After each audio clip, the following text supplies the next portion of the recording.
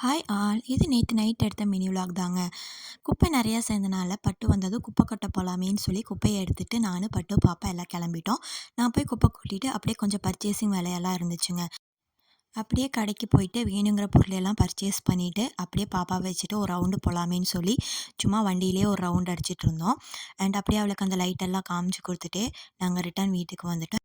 வழியிலேயே மாடெல்லாம் நின்னுட்டு இருந்துச்சு. ஸோ, அதையும் அப்படியே பாப்பாக்கு காமிச்சு குடுத்துட்டு வீட்டுக்கு வந்தாச்சு. அண்ட் வரும்போதே பட்டு சிக்கன் எடுத்துட்டு வந்திருந்தாரு. அவரு சூப் வேணும்னு சொல்லி கேட்டிருந்தாரு. சரி பாதி எடுத்து சூப்புக்கும், பாதி கிரேவியும் பண்ணிட்டேன். அண்ட் நைட் டிஃபன் இட்லியும் கிரேவியும் வச்சுக்கலாமேன்னு சொல்லி இட்லியும் கிரேவியும் ரெடி பண்ணிட்டேன். அண்ட் சைட் பை சைடா சூப்போட வேலையும் நடந்துட்டு இருந்துச்சு.